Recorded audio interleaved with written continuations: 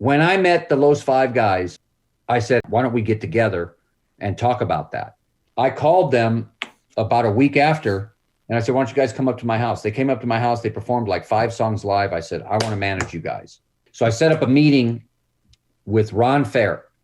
Ron's a great guy, but we'll be his 5th meeting of the day. He's met with a million acts over the years. So don't be offended if he comes across as cold or whatever. So I'm prepping them. Yeah. Last but not least, I cannot with a straight face go in there and introduce you guys as the Wavelength. I just can't do it. If you're not a solo act, then your name is really important. And Los Five fits you guys perfectly. You're bilingual. So we're not Los Cinco, we're Los Five. Yeah. Okay. So that's bilingual. That says boy band, which is not a bad word. You are a boy band, but you're a unique boy band because you're actually a band. Right.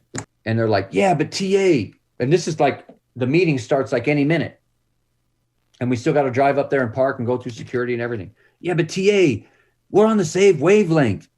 Same wavelength. I said, I got that. I got that when you guys told me what your name was. I got that when I told the story earlier in this episode. The drummer sticks out his hand like this and says, TA, I'm in. And the other 4 guys in unison, I put my hand on top. I said, we're Los Five. Yeah. They said, we're Los Five. Yeah. 1, 2, 3, 4, 5, Los Five. We went to Ron Fair's office. I got goosebumps telling the story. And so we go over to Capitol Records. We go into Ron's office. TA, how you doing, buddy? Great to see you, man. Man, I miss you, man. You're looking good. Like, how you doing? How's everything going? Great. Hey guys, how you doing? What's your guys' name? Yeah. And one of the guys looks at me and goes, and then looks over at Ron and says, we're called Los Five. Ron Fair says, Los Five? Los Five? Your name is Los Five? TA, that's the greatest fucking name I've ever heard in my life. Awesome. And it was just, okay. The guys were trusting me that I know what I'm talking about. And the meeting's getting off. We were not going to go into that meeting and tell him that we were called the Wavelength. Right. And him go, the Wavelength. Okay, let me see what you got. Yeah. Instead, Los Five. He already loves us. They haven't played one note. Yeah. He says, guys, go out in the lobby. I want to talk to TA. 2 hours later, the guys are in the lobby. The secretary's knocking on the door. Did you want the guys to leave or whatever? Ron and I got so deep into it, we didn't even realize the guys were out in the lobby. Yeah. Because Ron said, TA, I don't know, man. I think they're great. I think they're going to sell out Staples Center. But after this meeting, you're going to take them to Epic Records over to LA Reid, and you're going to hike up the deal and all that, and you're going to get me into a bidding war. I said, Ron, when I set up this meeting, I told you, one meeting and we're doing a deal. Now, we're doing a deal. But if you pass, then the first thing I'm going to do is go see LA Reid. Yeah. So are we doing a deal or not? He says, look, I just started here. Let me talk to Steve Barnett, who was at Columbia Records in New York when Simon Cowell put these 5 kids together. Ron calls me back the next day. He goes, we got a deal. Let's put a deal together. So we put a deal together. And so there was a deal then. Yeah. So we did a deal with Virgin / Capitol Records. One meeting. Yeah. I'm working with these. I know these kids 2 weeks and we already got a deal at Capitol Records. Yeah. So we start recording music. And Ron, as a president, is also a producer. So he had his hands on every single artist's project. Right. He'd do some work here and then put it on hold, and then go do some work with this artist and put it on hold. Then he'd work with us and put us on hold. And he chose a bunch of different artists. And then one day he got fired. Oh. And I went and met with Steve Barnett, and I said, Steve, we got the Brown One Direction. Let's go. I'm ready for you to prioritize the group. And he says, I don't think so. I says, hey, man, you know what? I really appreciate your candor. I'm not mad at you. Yeah. Thanks for telling me. So I'm going to call Michelle Jubilee tomorrow, who's his head of finance over there. She runs the building. And I'm going to make sure that we get a release like tomorrow. Please do not hold me up. Right. I need to be able to start marketing my band without you guys, since you don't think that we're going to be as big as One Direction. Yeah. I do. Let me go work on my own band. You got to release us. About 8 weeks it took. But we got out of the deal, and the first thing I did was take a song called Mañana to Kid Kelly, who had been putting his blood, sweat, and tears into something called Sirius XM and created the biggest top 40 station in North America called Hits One. I witnessed it firsthand. When our record went on the radio, we had people calling us from all over North America saying, "Oh my God, we just heard you on the radio." Yeah. Not just one station. And this was Mañana playing. This was the Mañana track. Mañana. Okay. And Kid Kelly played it 1,200 times. That taught us how we're going to do this on our own. And we started making money. We put the record up through TuneCore. Money started coming in. And then we started doing house parties for like $300 down in San Diego. And I was able to get that up to like 7,500. We were playing quinceañeras and things of that nature. One day I saw that a gentleman named Gonzo Ortero was leaving Chicago and going to Fresno to become iHeartRadio's head of Latin music. And he was going to be in charge of something brand new called Fiesta Latina. Yeah. And I called him up and I said, "Hey man, we're living in Santa Clarita. We're about an hour and 15 minutes away from Fresno. Can we come up and perform for you?" So I went up and introduced the guys to Gonzo Ortero. And for the next several months, I just started beating the crap out of him about, "You got to get my band on Fiesta Latina." Yeah. That happened. Yeah. And so we went and did the side stage at Fiesta Latina in Miami, iHeartRadio's Fiesta Latina in Miami. And there was Tom Pullman, right? All 6'5" of him. And I don't ever remember him being that tall. Tom was at KRBE in Houston when we broke Alanis Morissette. And KRBE in Houston was a top 40 station that leaned alternative. They were like one of the first top 40 stations to take the number one records from alternative and put it on their radio station, like You Ought to Know from Alanis Morissette. So shout out to Tom Pullman. I definitely credit him on helping me break Alanis Morissette back in the day. I hadn't seen him in forever, and he's running iHeartRadio programming. And I'm like, "Tom, how you been? I miss your ass, but let's not waste any time trying to get caught up. I want you to meet my band called Los Five, who are the biggest Beatles fans on the planet, as is Tom Pullman." Tom says, "Let's go meet him." So I introduce him to Tom. Tom starts asking him all kinds of questions about the Beatles. They're talking about abstract songs. They're not talking about Let It Be and Hey Jude. They're talking about songs that even Pullman had never even heard, and he was impressed. And so he saw them perform. And then afterwards, this is like November of 2015. And I'm like, "Tom, come 2016, we got to do something big with iHeart." Yeah. And I said, "What are we going to do?" He goes, "You guys need to join. You need to be a part of iHeartRadio's Rising Star." I hang up the phone and I'm like, I knew they were going to do that to me, man. Yeah. Man, I don't want my band to be a competition band. I don't want them to be a contest band. And I don't think we could be successful doing that.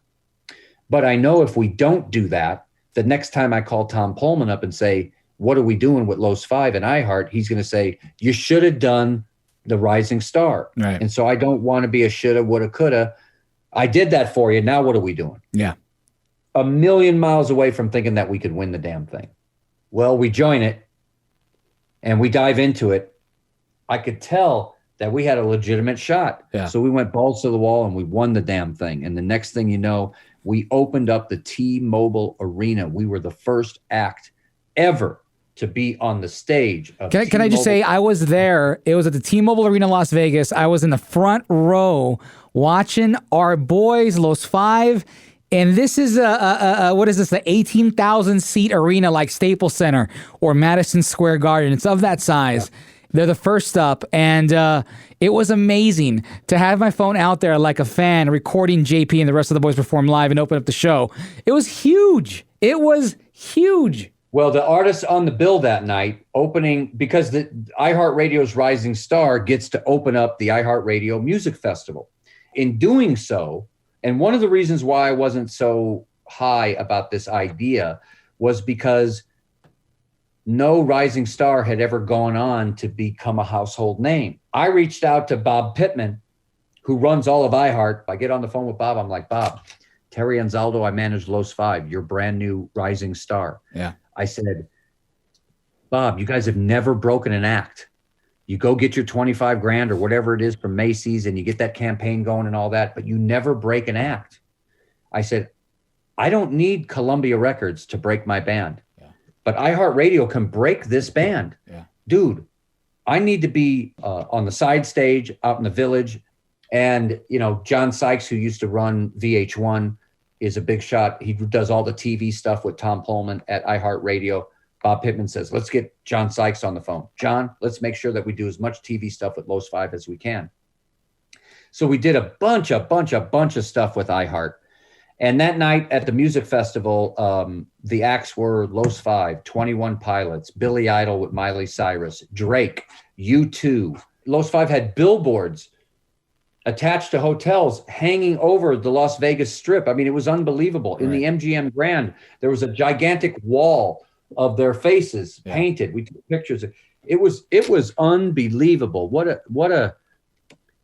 coup, man. It was really, really, really fun. And I did the best work of my career with Los Five because I did it with my own two hands, no help from another record company. I had no budget whatsoever. Right. We just worked really, really hard, had a lot of fun. And, the key to the game is hit songs, period, the end.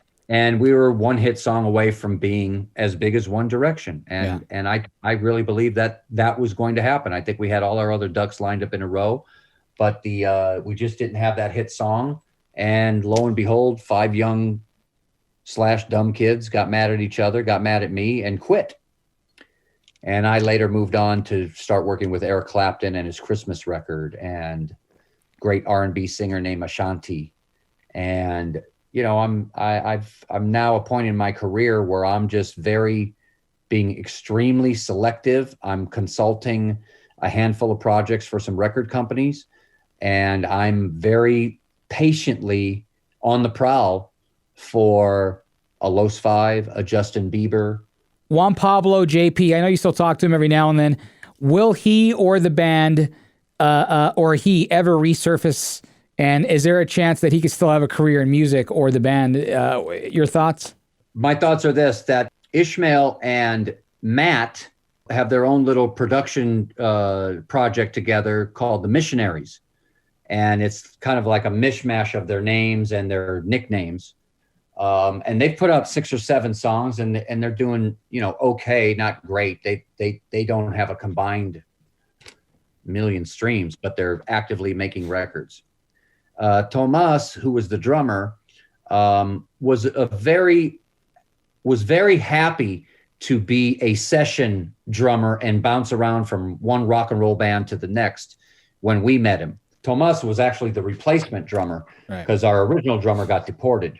He made a big mistake at the border one day, and so we had to find a new drummer. So we found Tomas.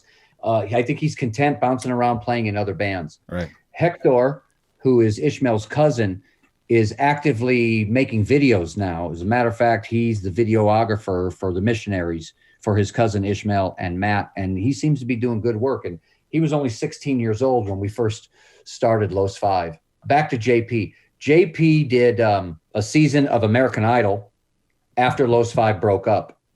And I think he made a mistake by not acknowledging that he's from a band that broke up that had a lot of success. Yeah. Instead, he came on as a Lyft driver. That opportunity for JP kind of backfired. It didn't work well for him. I think his song selections were bad. He'll tell you that himself. The exposure was great, but at the end of the day, TV producers will chew you up and spit you out. And I think they manipulated him, and I think they did that to him. I think he recently, then the pandemic hit, but I think he recently went down to Mexico and did the next season of The Voice down in Mexico City. He's a very passionate guy. I know he's not happy with the way things worked out with Los Five. And all he just wants to do is sing, sing, sing, sing, sing. And you complimented his vocals so tremendously. If there's a way for he and I to work together again, I would be open to that. But, his talent is certainly there, but he would have to kind of reinvent his artistry and find some direction and ask me for that help. And we could start working again.